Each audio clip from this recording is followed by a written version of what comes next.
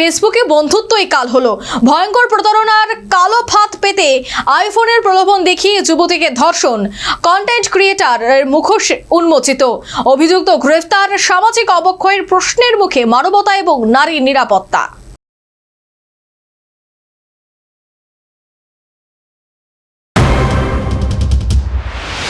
রাজধানী আগরতলায় ফের সামনে এলো সামাজিক অবক্ষয়ের ভয়াবহ চিত্র।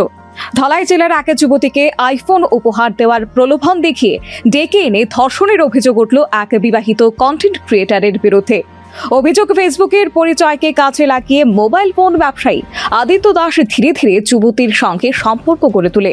যুবতীটি প্রায়শই ওষুধ কিনতে আগরতলায় আসত।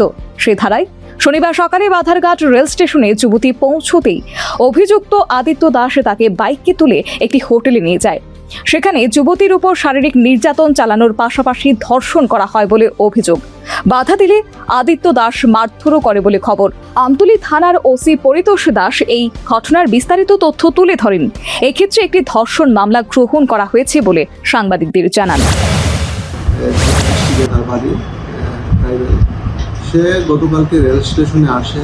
রেল স্টেশনে আসার পর তাকে আদিত্য দাস নামে একটি ছেলে তাকে মোবাইল দেওয়ার প্রলোভন দেখিয়ে গতকাল তাকে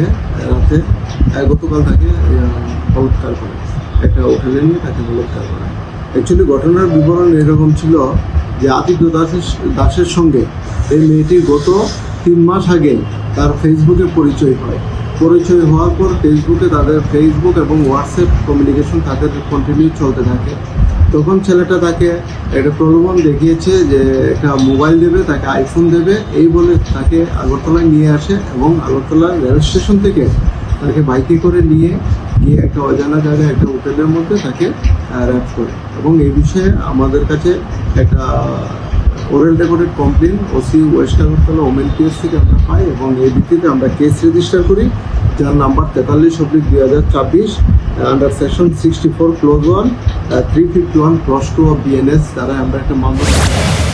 ঘটনার পর অভিযুক্ত পালানোর চেষ্টা করলেও আগরতলায় পশ্চিম মহিলা থানার পুলিশের সহযোগিতায় আমতলী থানার পুলিশ অভিযান চালিয়ে আদিত্য দাসকে গ্রেফতার করে, এমনটাই জানিয়েছেন আমতলী থানার ওসি। গতকালকে ওমেন পিএসের সহযোগিতায় আমরা আদিত্য দাসকে আটক করতে সক্ষম হয়েছি।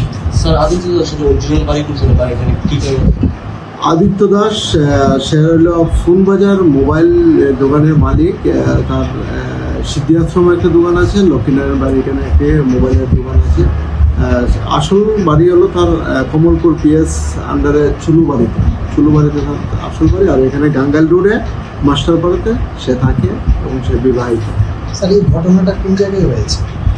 ঘটনাটা রেল স্টেশনের আশেপাশে একটি হোটেলের মধ্যে হয়েছে। এখন আমাদের ইনভেস্টিগেশন চলছে, স্পেসিফিক লোকেশন আমরা ভিক্টিমকে নিয়ে যখন স্পট ভিজিট করবো তখন আমরা লোকেশনটা পেয়ে যাবো।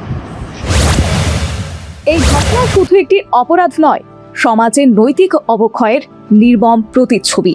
বিশেষজ্ঞরা মনে করছেন বিষয়টি সামাজিক যোগাযোগের মাধ্যমে অপব্যবহার, ভোগবাদী মানসিকতা এবং এতে নারীর নিরাপত্তা আজ গভীর উদ্বেগের কারণ হয়ে দাঁড়িয়েছে।